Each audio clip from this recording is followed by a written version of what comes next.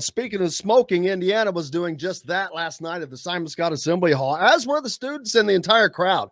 As expected, it was a raucous environment, one that I had not seen, and I don't think anyone has seen, is probably 6 years.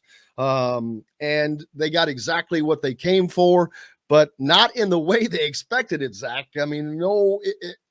And the question I asked Mike afterwards, if I'd said that Trace Jackson Davis would play 11 minutes and score 4 points, what the hell do you think your chances would have been? What would anybody have thought Indiana's chances would have been in that game? But man, it forced them to do some things differently, and they were extraordinarily successful in doing that. Yeah, I mean, I think obviously there's some parts of yesterday that will probably sort of be remembered for, I don't want to say how unlikely they were, but, just remembered as kind of high watermarks. I think Rob Finney's performance maybe being one of them. But in the same breath, I think, we have known, or we have believed for a long time, that as good as Trace Jackson Davis is, as good as Race Thompson is, IU's guards were the key to sort of finding this team's ceiling. And, only 6 assists last night, which is obviously a very low number on 24 made baskets, but only 3 turnovers either. And which is nuts for a team that has turned it over none committed times, 3 times. None committed by a guard. I mean, I can't remember the last time I saw an IU team with a turnover rate under 5% in a game. It's very, even for some IU teams that have been good holding onto the ball, that's a very low number. It's very rare. And, between them, Rob Finney and Xavier Johnson, 38 points, 8 rebounds, 2 assists, 0 turnovers. That makes an enormous amount of difference. I also thought too, I mean, it was interesting to me last night to hear because I've listened to his comments, and I wasn't there because I'm still on leave, but, talk about, for example, like Miller Kopp, who did not score, but I thought Woodson pointing out how well he played defensively was justified. Obviously, Trey Galloway with some key minutes off the bench, Michael Durr with some huge minutes off the bench. It's cliche, but when you lose Trace Jackson Davis, the response you need is for other guys to up their game. And you got a little bit of that Sunday at Nebraska, enough to get through that game. And while no, Indiana never blew Nebraska out, I don't think they covered. The flip side was, I don't think Nebraska was within 6 until like the last 10 seconds of the game. So you neither blew them away nor at any point were really under threat of losing that game. Nebraska never led. But this is a different kind of response. This is a different kind of – it's one thing to play probably the worst team in the Big Ten and nurse your way through the last 9-10 minutes without your star. It's another thing to play maybe the best team in the Big Ten, certainly the deepest team in the Big Ten, and have to live for a lot of 40 minutes without your star. And even when he's on the floor, for him not to be super impactful just because he's basically – his minutes are so chopped up. I mean, it's hard to see, but it also wasn't like as a team, Indiana kind of did anything abnormal. Like Rob Finney did something a little bit abnormal, obviously. But as a team, Indiana still only hit 6 threes. That they were still out-rebounded by 9. Again, 6 assists on 24 made baskets. I think Matt Painter could live with that. Indiana missed 10 of its 24 free throws. My point was, Rob Finney's performance notwithstanding, it wasn't like Indiana did anything kind of unicornish last night to win the game. You basically just exchanged Finney for Trace Jackson Davis and then beat Purdue almost straight up everywhere else. And I think that speaks well of what this team can be capable of if it can just get not 38 points a night between the two guys, but just steady guard play like what it got last night. Even from some of the guys that didn't score, still weren't turning the ball over, weren't forcing bad shots, still felt like you were getting good defense from guys, things like that. If you can get that, then you can live with the rest of it, at least through the end of this season, in my opinion. Absolutely, I agree. The fact that they were able to hold a team like Purdue that has Zach Edey and Travion Williams to a total production of 14 points on 6 of 10 shooting. If I'm Purdue, I am just taking advantage after advantage of that. I don't know why they were not able to do that. But that was the biggest fear coming into the game, and that turned out not to be the case. Of course, Indiana's guards, who have caught so much flack, caught fire no more than Rob Finney, who just seemed like a man on a mission. There's after the game, Woody and Rob talked about the conversation they had. And, there was that conversation Ted before the last game where he talked about, hey, I don't know what was going on before, but I'm your coach. You're playing for Coach Woodson now, and I love you. And then again, last night they talked about another conversation they had, and it's obviously paying dividends because Rob Finney comes into the game and just starts shooting and knocking down shots. Even at the end of the game, when he missed the wide open three, it comes right back and they run it to him, and then he hits the next shot. That is a level of confidence that I've never seen from Rob Finney at Indiana, but haven't seen in a player at IU in a few years like that. Yeah, I mean, and I know we're here talking about Indiana. I mean, I do think Purdue, as good as Purdue is, and there's nothing wrong with Purdue still having some things to figure out. It's January 21st.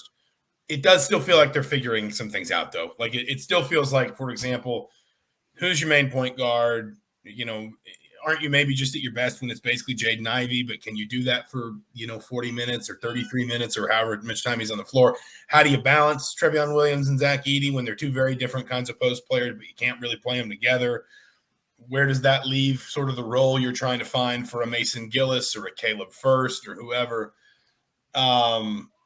I think Purdue has every chance to be one of the best teams in the country come March. I think it's probably better for them that they're an incomplete article right now, but I think Indiana took advantage of some of that last night. I think Indiana leveraged some of Purdue still sort of figuring itself out when you talk about, for example, Jaden Ivey's quiet first half, or as you say there, living in the post, not necessarily, I don't know if there was ever a time without Jackson Davis, Indiana was winning down low. But I don't know that there was ever a time where Indiana was hanging on by its fingernails either, where you felt like Indiana was just absolutely, basically one more bad possession away from the rubber band breaking, so to speak, in the paint at either end. And they still managed to outscore Purdue by 2 in the paint, 30-28. And that was, I think, that too, again, when you talk about what worked well for Indiana last night, that to me was as much about guard play. And on the defensive end, ball pressure, not allowing easy touches. Zach Edey kept having to – I don't know why my dogs are going crazy downstairs. I'm sorry. Zach Edey kept having to come out 10, 12 feet away from the basket for the ball because he had to get close to his guards because Indiana's ball pressure wasn't allowing easy post touches. And at the offensive end of the floor, Indiana was attacking. Rob Finney was getting to the rim. Xavier Johnson was getting to the rim. Trey Galloway was getting to the rim. They were all getting fouled. I mean, and again, I know that Indiana fans can be frustrated by 14 of 24 at the free throw line. I get that. But Indiana still doubled up Purdue in free throw points off free throws, and took 7 more of them. And, if you're Matt Payne, if you want frustration, go talk to Matt Painter, who would happily have shot 14 of 24 from the free throw line last night. He would have won the game if that had happened.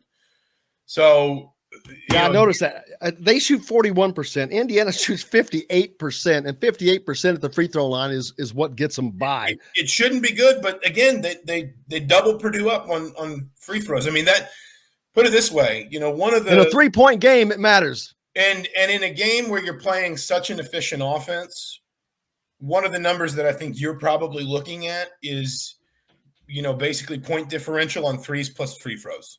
Because those are two, the post game is kind of its own thing, and Indiana is outstanding defending twos. Last night, Purdue actually had a lot of success with it. They shot almost 55% on twos.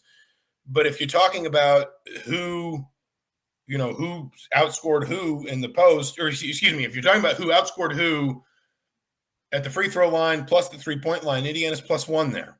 And that makes, when you're playing a team that is so efficient offensively, and then you lose probably your most efficient offensive player, and also, and I think this makes sense, the player that is most key to your offense running efficiently, and you can still manage to beat Purdue. I mean, that really speaks well of a lot of things. And I will say too, that was, if I'm not mistaken, and I'll look it up while we're talking, the first time Purdue has been held under a point per possession in a game all year. And it's not like they've come close a lot. Like they had 1.01 against Iowa. I think that was their lowest number before last night. And we have wondered all season if Indiana's defense is real, because we saw Indiana in some seasons under Archie Miller start really well defensively. And then once they got into Big Ten play and the difficulty of competition cranked up and everything was more complicated or just sort of more relentless and you were just playing nothing but good opponents week after week, that those defensive numbers really started to recede.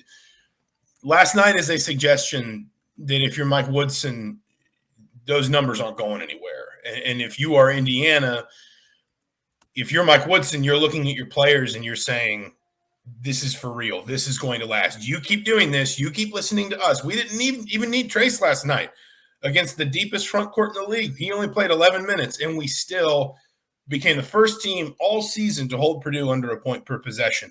The defense is working, and it's becoming something that I think Indiana genuinely feels like it doesn't matter what happens at the other end of the floor now, because this is where our foundations are. And as long as we stay locked into what we need to and trust our coaches and trust each other, that's going to stick around. And I think that's very important for this team's development as well.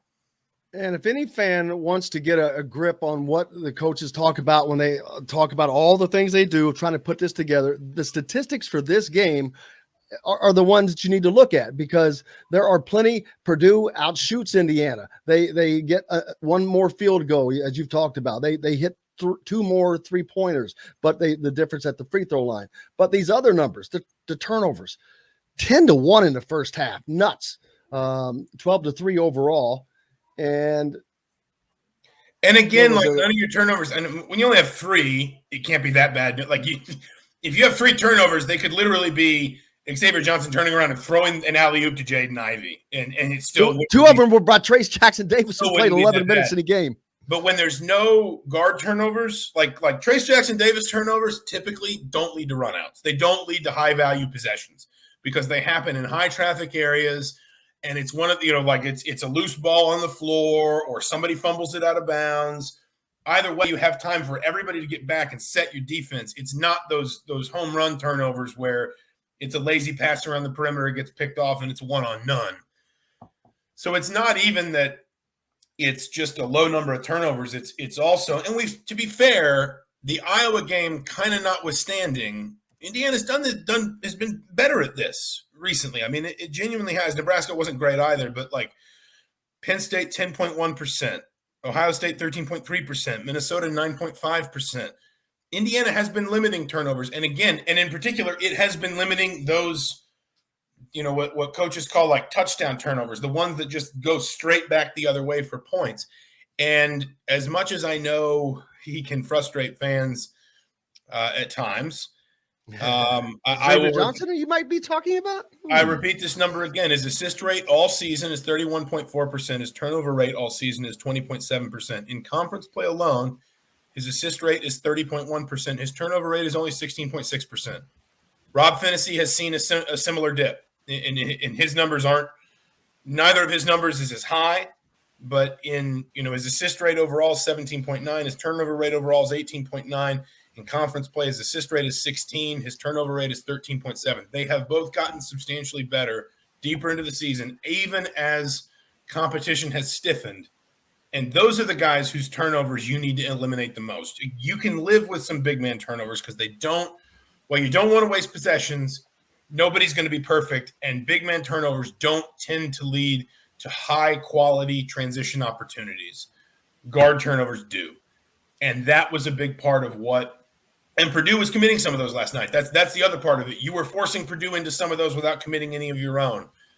That's how you beat a better team. And Purdue is a better team. Let's not pretend Purdue isn't a better team than Indiana. They have a higher ceiling. They're deeper. They're more experienced, and that's fine. Their coach has been there for 15 years or whatever it is. He's got his system and everything in place. But if you're Indiana last night, is the sort of game that you can transpose on the rest of the season and say, if we can do this and we can play this way against this team, for example, we can beat anybody at home. And if you can beat anybody at home, and then therefore, let's say go 9-1 in the conference at home, all you got to do is find 2 road wins and you're over 500. Yeah, another number that jumps out at me from last night, the fast break points, 19-0. Zach, I mean, that you talk about the defense taking advantage of that and forcing Purdue, and Purdue will not be in that predicament probably the rest of the season, but for one of the most efficient offenses, that's a part of the result of their 12 turnovers, but that number is extraordinarily high for only having 12 turnovers to me. And like, listen, again, some of this too is probably going to be unique to Purdue playing at Indiana. And it was a tough week for Purdue too. They had to go to Illinois on Monday, then they had to go to Indiana. You know, if at the beginning of the week you'd offered Matt Painter, you can win one of these two, like we're going to tell you you're going to go 1-1. He'd probably take that. He'd be like, yeah, we're going to get a quality. Either we're going to beat our rival in a tough environment, or we're going to go on the road against a Big Ten title rival and get a quality road win. I'm fine with that. So some of it was also probably down to the environment and the moment and everything like that with Indiana. But again, if you're Mike Woodson, it's your first year on the job. You are looking for a variety of things. You're looking for stuff that you can basically, for lack of a better term, sell long-term. Like, if I'm Dane Fife, who I think has been over to Finland to see Myro Little, I'm sitting Myro Little down this morning before he leaves, and I'm saying, look at these last 2 sets we ran for Rob Finney, because the one he missed was an even better shot than the one he made. But both of them in key late game situations got us the shot we needed. This is the offense you can come be a part of. So you're trying to sell that to your current players. You're trying to convince them that they can be as good as you think they can be. And you're trying to build, basically the momentum of let's get to the NCAA tournament season 1. Let's pick up some key wins in season 1. Let's build this idea that Indiana is on its way back up to something. And there's nothing that happens last night that dissuades that. When you can talk about that. You can talk about living without Trace Jackson Davis. You can talk about turnovers, whatever it is. You can say this. This becomes a reference point for the rest of the season to say, if we can do this, there is very little we can't do. If we can do this right here, right now, there's very little we can do. It's not going to say Indiana's going to be perfect. But like I would argue, and I know this probably isn't what people want to hear today, but I would argue Sunday is kind of the most must-win game they have had in a while, because Archie Miller did this a few times, never beat Purdue, but he beat Michigan State, he beat Ohio State, he beat Iowa, and we talked so many times toward the end of his tenure about his record in games after ranked wins and the number of times that it felt like Indiana was ready to start building something tangible and quantifiable, and then they just let the door slam shut again. You got to find a way to win Sunday at Michigan, whatever it takes, and make it feel like you're building on something, because then you win Sunday at Michigan and all of a sudden you're 6-3 in the conference. You've won 5 of 6 with the blip being that, or not the blip, but the 5 of 6 after a kind of a weird, frustrating game at Penn State. Then 3 of your next 4 are Penn State at home, Maryland away, and Northwestern away. Like, I can draw you a path to Indiana being 8-4, 9-4 in the Big Ten that after last night is not that hard to see. After last night, plus Ohio State, plus Notre Dame, plus what they were able to do against Wisconsin, even though they lost the game, it's not that hard to see Indiana at 8-4, 9-4, 8-5, and then you're cruising. Like, then you're fine. And then we're talking about a ranked Indiana, an Indiana that's on the fringes of the Big Ten title conversation, an Indiana that is comfortably in the NCAA tournament, putting all of this sort of like, when is Indiana going to do it again? Putting all that pressure away, all of it. But this is the opportunity that Indiana struggled to seize basically the entirety of Archie Miller's tenure. They cannot let that go now. Michigan is beatable but talented. You've got to win Sunday.